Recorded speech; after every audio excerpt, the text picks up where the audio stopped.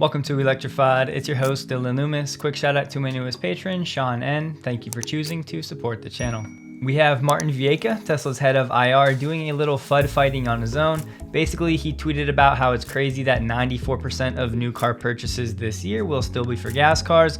Somebody then quoted him, essentially using the trending FUD right now against EVs, and then he responded with this tweet. I would just say in everyone's FUD fighting endeavors, do what you can to keep it classy, because remember, most of us are indirectly representing Tesla in some way. Responding to the Tesla safety video from yesterday, Elon already said we have since improved it further. You may remember the first time we talked about this news, Tesla now charging customers $100 if they reschedule a service appointment within 24 hours of the scheduled time. And we joked, well, is this going to be reciprocal and will Tesla do the same? Well, according to Elon, it looks like that answer will be yes, saying should be reciprocal. If at home you're keeping track of things that Elon delivers on, you can add this to the list as he talked about this at the shareholder meeting. We're getting Supercharger voting coming soon to Twitter. First, it will be just listing where people want the next Supercharger location. Then the top picks will be put into a poll for more voting. The official CPCA data for Giga Shanghai is now in for August deliveries.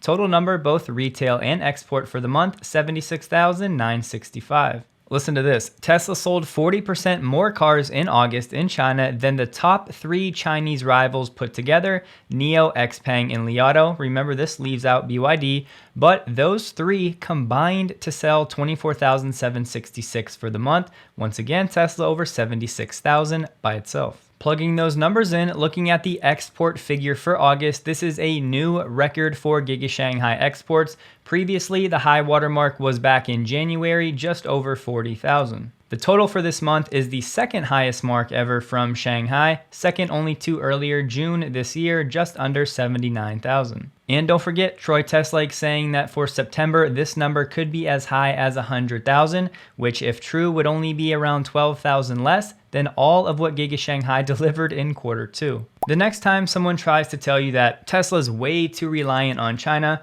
respond to them with something like this. Tesla China's exports account for more than half of China's total exports.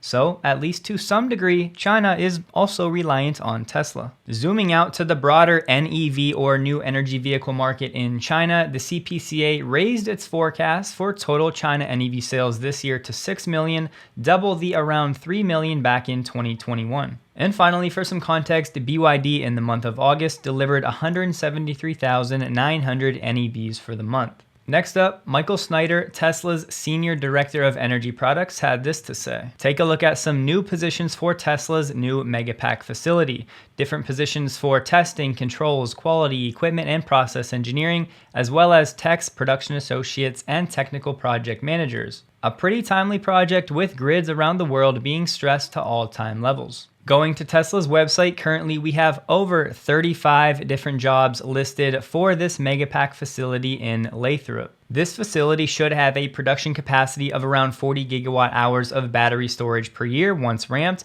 And remember, earlier this year, Drive Tesla Canada told us that almost half of that capacity will be available this year, around 20 gigawatt hours by the end of this year. For a high-level frame of reference, in all of 2021, Tesla deployed under 5 gigawatt hours. Remember, by the end of this year, the Lathrop facility set to have around 20 gigawatt hours of available battery storage, and presumably by next year, that number should hit 40 gigawatt hours. Roughly an 8x from 2021 numbers, which of course will help from an economies of scale standpoint. And there's what Elon said on the Q2 call last year. Megapack is basically sold out through the end of next year, of course referring to 2022. And Elon continued, in terms of demand, I think there's probably demand in excess of 1 million Powerwalls per year, and actually just vast amounts of the Megapack for utilities. Tesla's Moss Landing project, in partnership with PG&E in California, one of the biggest battery energy storage systems in the world, around 730 megawatt hours. This is only 0.73 gigawatt hours, once again to give you a frame of reference for what this new Megapack facility is set to do for Tesla's energy division. Along these lines, Elon chimed in on fusion energy, saying fusion would be an expensive energy given difficulty of obtaining and transporting source fuel plus maintaining the reactor. Far better to use the sun. thermonuclear reactor with no need to refuel or service. Moving on, Electrify America is rebranding, now calling 350 kilowatt chargers hyperfast and those that go up to 150 kilowatts ultra fast. They also have some new technology as well. This new balanced charging technology is basically going to help split the power between two EVs charging at the same stall. So if two EVs pull up, it'll basically use software to determine the max capable charge rates that each vehicle can accept, and then use that data to distribute the power effectively. These new hyper-fast chargers will have new green labels, and the ultra-fast will have teal.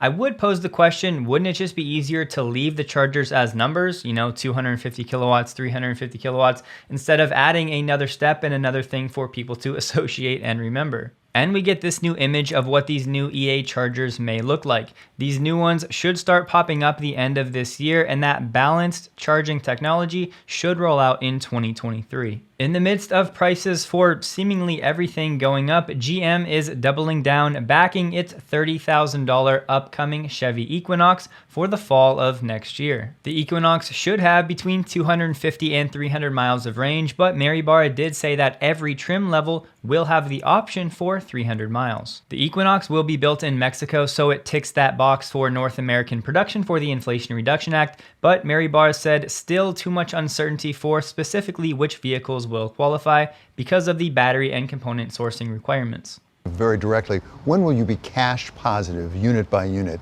on the Equinox? Well, we don't talk specifically about individual profitability, but what we know is the Chevrolet Equinox will be profitable along with all of our EVs, again, because of the purpose-built Ultium platform, the fact that we're localized and are building cells in country and ramping that up, and then leveraging our tremendous scale. So that is why we know we're going to be profitable across the portfolio, and this vehicle will be profitable as well. Not going to lie, that was a pretty sly evade. She didn't put a timeline on it. She basically just said they're expecting to be profitable. Could be 2 years, could be 10. Add to prediction tracker, check. From Reuters, Jeep is planning 4 all-new electric sport utility vehicles by the end of 2025. They mentioned an EV Jeep Recon, a Wagoneer S, and a Jeep Avenger EV aimed at Europeans. And the Avenger will target younger and more feminine customers. The Avenger is set to be the first Jeep EV to be released, and that's set to go on sale early 2023. Now we have Jeep providing its own comedy. Their goal is clear: to become the global leader in SUV electrification. They plan to achieve that goal by 2025. Jeep is targeting a range of 400 miles for the Wagoneer S. This one's set to roll out 2024. Business Insider, yes, I know, just released an article talking about some top executives at Lucid who have left the company over the past few weeks. Doing a little digging, here we have one of them, David Peel, who just recently changed his job from Lucid Motors to Nikola Motors. And we have a second confirmation from Keith Champion just 2 weeks ago, posting on LinkedIn, marking his last day at Lucid, previously working on the Lucid production system. This could just be normal business turnover and some industry poaching. However, at the very least, it's definitely an inopportune time, given Lucid is in the heart of its own production struggles. And don't get me wrong here, I am rooting for Lucid. We just can't forget what he said and the irony of the statement when he said, "I can say practically that there's only one car company that has production hell." Of course, he was referring to Tesla. Rivian has another new corporate partnership, this time with Mercedes-Benz Vans. This is a joint venture to produce electric vans in a factory in Poland, Hungary, or Romania within the next few years. To begin, this partnership will be for 2 large vans, one based on Mercedes' Van.ea platform and the other based on Rivian's light van platform. We know historically a lot of these joint partnerships between automakers have not really been that successful. However, this seems like a perfect strategic move for Rivian